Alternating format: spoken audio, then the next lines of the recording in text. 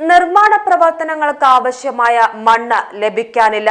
മലപ്പുറം ജില്ലയിലെ ദേശീയപാത നിർമ്മാണം മന്ദഗതിയിൽ.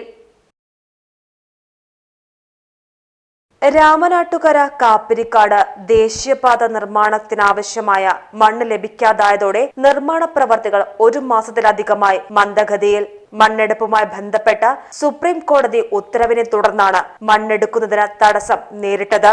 2021 മാർച്ചിന് മുമ്പുള്ള പദ്ധതികൾക്ക് സുപ്രീം കോടതി വിധി ബാധകമല്ലെങ്കിലും വിധിയെ തുടർന്നുണ്ടായ ആശയക്കുഴപ്പമാണ് ദേശീയപാത നിർമ്മാണം മന്ദഗതിയിലാകാനിടയായത്. സുപ്രീം കോടതി ഉത്തരവനുസരിച്ച് മണ്ണെടുക്കാൻ പ്രത്യേക കമ്മിറ്റിയുടെ അനുമതി വേണം.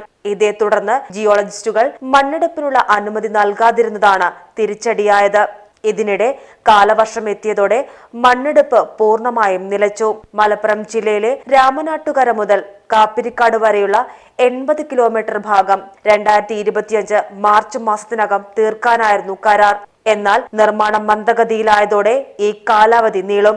ഇതിനകം ജില്ലയിൽ 73 കൾവർട്ടുകളുടെ പണി പൂർത്തിയായി. പുതുപൊന്നാനി പാലം, വളാഞ്ചേരി ബൈപ്പാസ്, കുറ്റിപ്പുറം പാലം, പന്തേപ്പാലം, ചമ്രവട്ടം മേൽപ്പാലം എന്നിവയുടെ നിർമ്മാണം അന്തിമഘട്ടത്തിലാണ്. 15 വെഹിക്കിൾ അടിപ്പാതകളും പൂർത്തിയായി. വെട്ടിച്ചിറ അണ്ടർപാസ് നിർമ്മാണം ഇനിയും പൂർത്തീകരിക്കാനുണ്ട്. ഇവിടെ സ്ലാബിന്റെ പണികളാണ് പൂർത്തീകരിക്കാനുള്ളത്. പുതുപൊന്നാനി അടക്കമുള്ള മിനി അണ്ടർപാസ് നിർമ്മാണം അന്തിമഘട്ടത്തിലാണ്.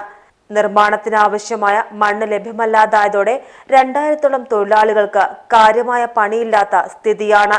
അടുത്ത മാസം അവസാനത്തോടെ പ്രശ്നം പരിഹരിക്കുമെന്നാണ് നിർമ്മാണ കമ്പനിയായ KNRCLന്റെ പ്രതീക്ഷ.